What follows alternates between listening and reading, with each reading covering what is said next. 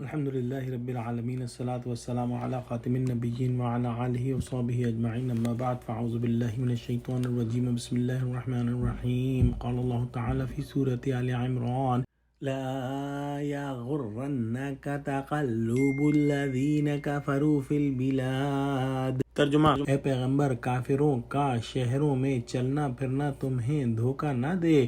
متاع قلیل ثم مأواہم جہنم وبئس المہاد۔ ترجمہ: یہ دنیا کا تھوڑا سا فائدہ ہے، پھر آخرت میں تو ان کا ٹھکانہ دوزخ ہے اور وہ بری جگہ ہے۔ ان آیتوں کے اندر مسلمانوں کو تسلی دی جا رہی ہے اور اللہ سبحانہ وتعالیٰ فرماتا ہے کہ اہل کفر کو جو دنیا میں ادھر ادھر آنے جانے اور اموال کمانے کی قدرت اور وسعت دی گئی ہے، یہ کوئی قابل رشک چیز نہیں ہے۔ ان لوگوں کی خوشحالی تمہیں دھوکے میں نہ ڈالے۔ یہ تو چند دن کی بہار ہے، اس کے بعد ان کے لیے عذاب ہی عذاب ہے۔ عذاب بھی معمولی نہیں بلکہ جہنم کا عذاب ہے جو آگ ہی آگ ہے۔ ایسی خوشحالی پر کوئی کیا رشک کرے جس کے کچھ عرصے بعد آگ کے دائمی عذاب میں داخل ہونا پڑے۔ اسباب النزول کے اندر آیا ہے کہ یہ آیت مشرکین مکہ کے بارے میں نازل ہوئی۔ یہ لوگ خوشحال تھے، تجارت کرتے تھے اور دنیا کے ساز و سامان ان کے پاس تھے۔ بعض اہل ایمان کے منہ سے نکل گیا کہ اللہ کے دشمن تو اچھے حال میں ہیں اور ہم بھوک اور مشقت سے ہلاک ہو رہے ہیں۔ اس پر یہ آیت آخر تک نازل ہوئی۔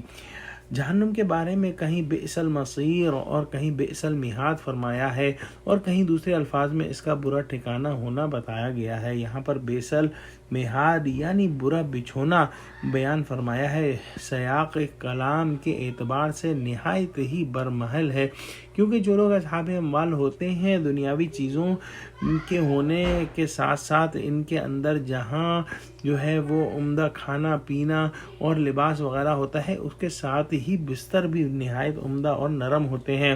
اس آیت شریفہ میں بتا دیا گیا ہے کہ یہاں ان کے بستروں کو نہ دیکھو، ان کے اصلی اور دائمی بستر پر نظر کرو جو دوزخ کی آگ کا ہوگا۔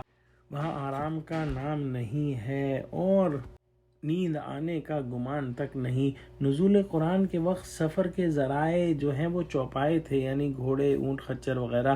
دور حاضر میں سیارے اور طیارے ہیں جن سے تقلب کا مفہوم بہت زیادہ واضح ہو جاتا ہے۔ ایک شخص ایک ہی دن میں کہیں بھی جو ہے وہ سفر کر لیتا ہے، کبھی ایشیا میں ہے، کبھی یورپ میں ہے اور جو ہے وہ دوسرا شخص امریکہ میں پہنچ جاتا ہے۔